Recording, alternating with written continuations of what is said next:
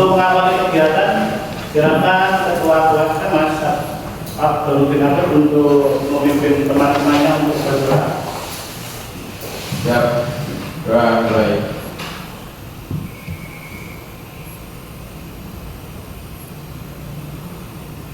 Baik, bisa. Assalamualaikum warahmatullahi wabarakatuh. Waalaikumsalam warahmatullahi wabarakatuh. Gimana kabar anak-anakku semua?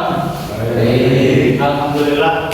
Ya, jadi pada hari ini kita melaksanakan pembelajaran untuk materi yang selanjutnya yaitu tentang transmisi manual, di mana nanti kita belajar tentang mendiagnosis transmisi manual. Namun sebelum kita mulai, kami presensi terlebih dahulu.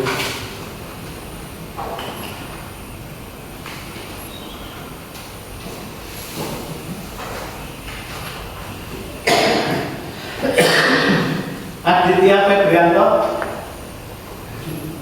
Abdul Tinapif, Ananda Luki, Pajar Rifki Fahruddin, Julio Arya, Nur Ahmad Mustafi, Samsul Hadi, Wahyu Haji Pras, Yuda Biatma,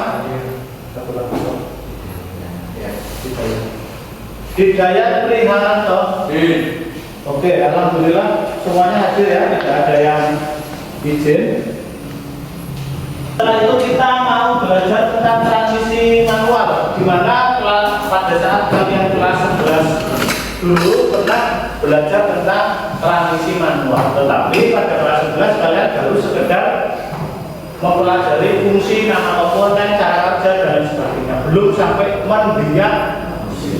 Jadi sebuah komponen yang ada di dalam mobil, di kendaraan itu mempunyai pasti akan suatu saat mempunyai kerusakan. Nah, kerusakan itulah yang akan kita pelajari di kelas 12 ini. Jadi nanti saya ajak untuk kalian berpikir, oh kalau transmisi manual itu kira-kira gejala kerusakan yang terjadi apa, kapan, dan apa yang harus diperbaiki. Contoh misal kita, kalau tubuh kita misalnya, kita kondisi fisiknya sedang ngedrop, setelah itu kita kehujanan. Nah, maka gejala yang timbul ada batuk, ada flu.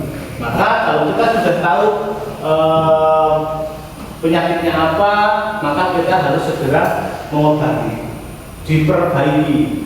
Penyebabnya karena kemarin pulang sekolah kehujanan, maka besok jangan diulangi lagi. Sama seperti komponen yang ada di dalam kendaraan, sama apabila sebuah kendaraan dipakai mempunyai gejala kerusakan, maka di situ juga akan terjadi kerusakan. Maka nanti kita belajar tentang mendiagnosis.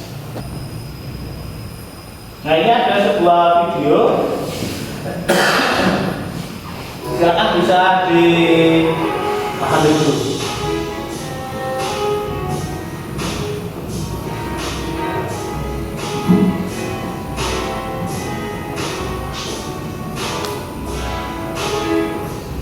Halo semuanya, kembali saya Muhammad Karim, Jawa User.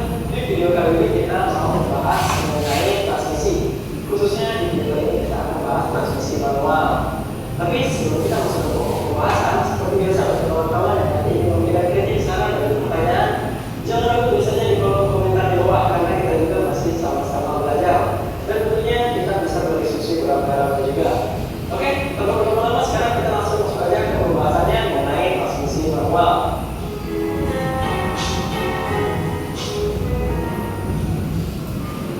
Mungkin sebelumnya ada apa yang harus kita kira-kira bagaimana sistem kerja dari transmisi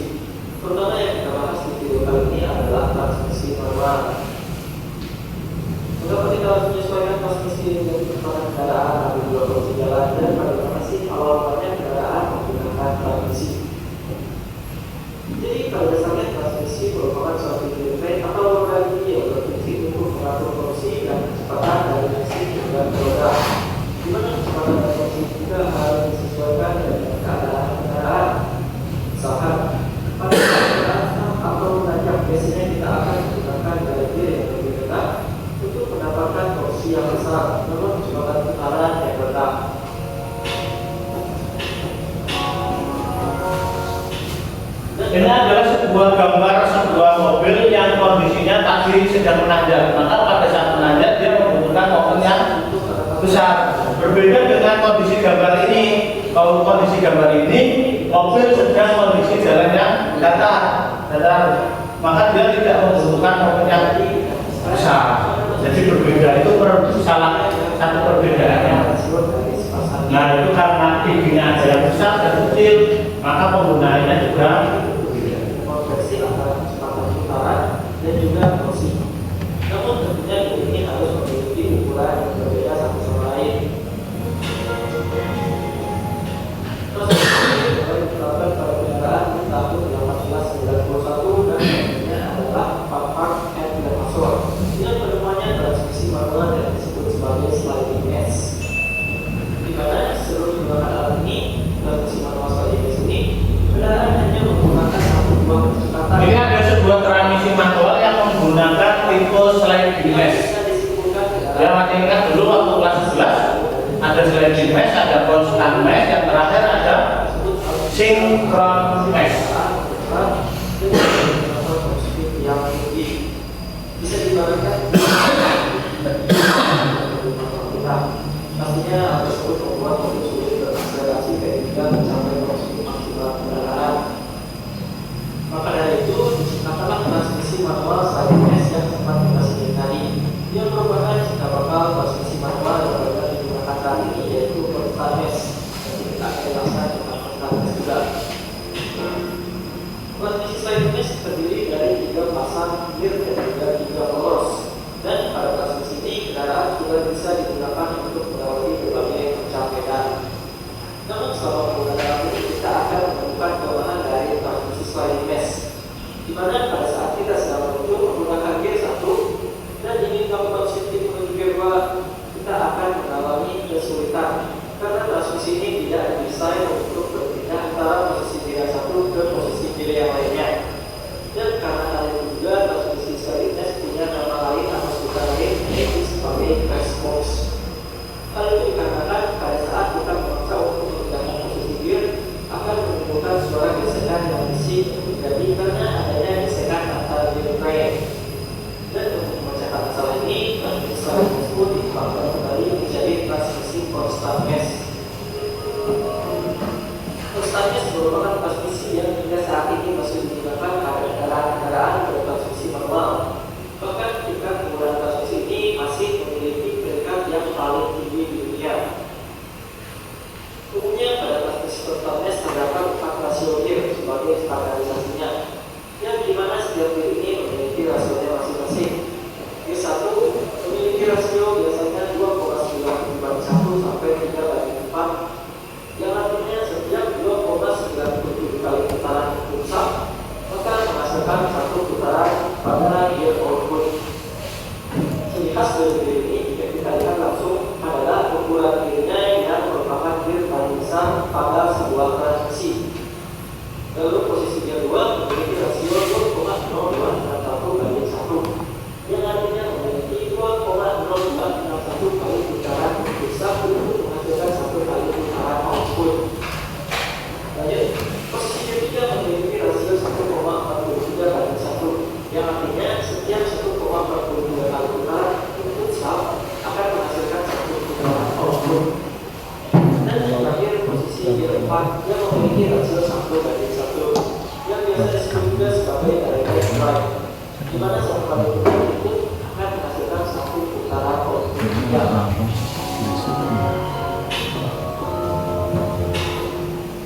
Setiap rasio ini langsung terhubung satu sama lain dan menghasilkan kecepatan putaran yang berbeda.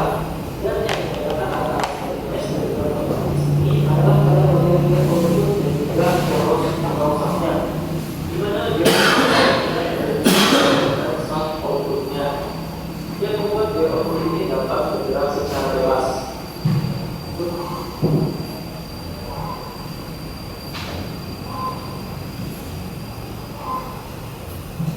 Oke, itu tadi video pengantar yang kita flashback di materi transmisi yang dulu ya. Jadi tadi ada beberapa jenis transmisi manual, ada sliding mesh, constant mesh, synchron mesh.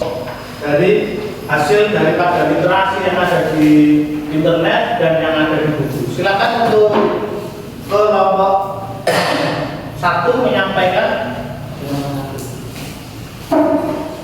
Ya, yang lain bisa memperhatikan. Nanti kalau ada perbedaan dengan jawabannya kalian, itu bisa dituliskan di lembar yang kedua, ya. Lembar yang kedua. Silakan untuk kelompok satu menyampaikan hasil daripada diskusi kalian. Gejala yang terjadi: 1. Loncat dari lingkungan, kemungkinan penyebab Clifford syndrome out, solusi buka dan ganti.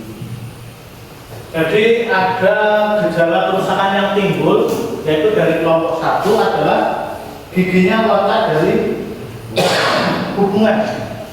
Lalu kemungkinan penyebabnya apa? Adalah sifatnya yang sudah aus. Maka apa yang solusi apa yang harus kita selesaikan adalah dengan cara kita mengganti.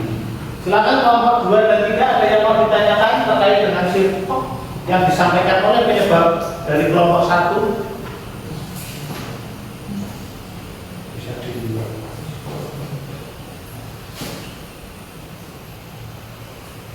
Bisa ditanyakan nomor 2.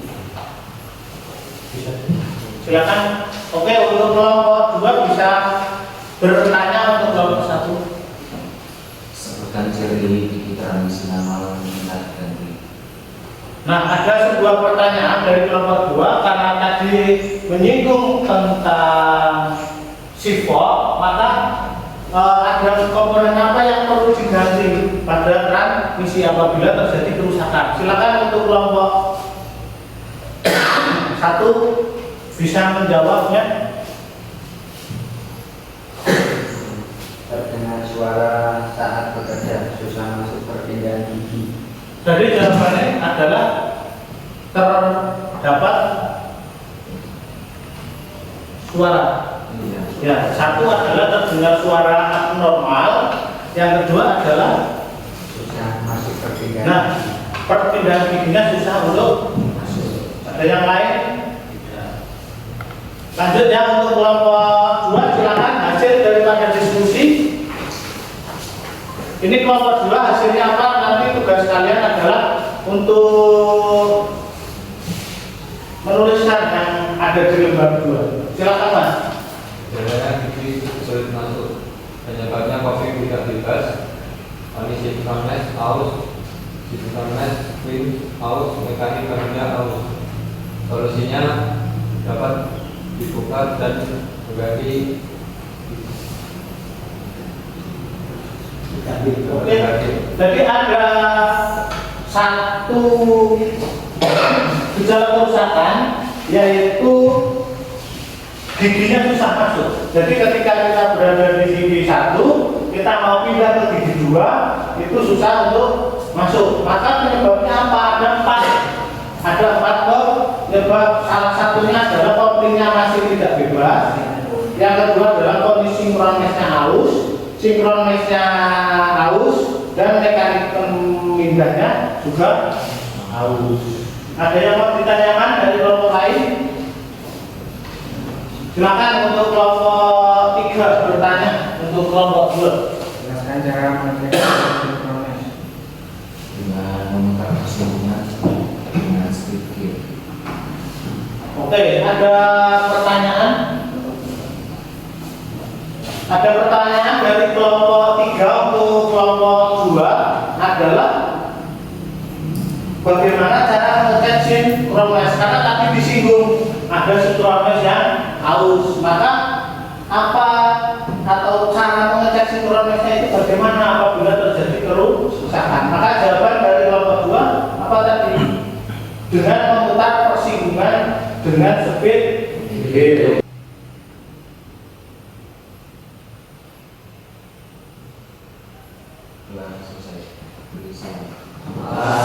Assalamualaikum warahmatullahi wabarakatuh. Waalaikumsalam warahmatullahi wabarakatuh. Jangan lupa minggu depan kalian membawa werpak untuk kita praktek di bengkel untuk membongkar dan memperbaiki kerusakan yang ada di dalam transmisi. Oke. Oke, selamat siang. Assalamualaikum warahmatullahi wabarakatuh.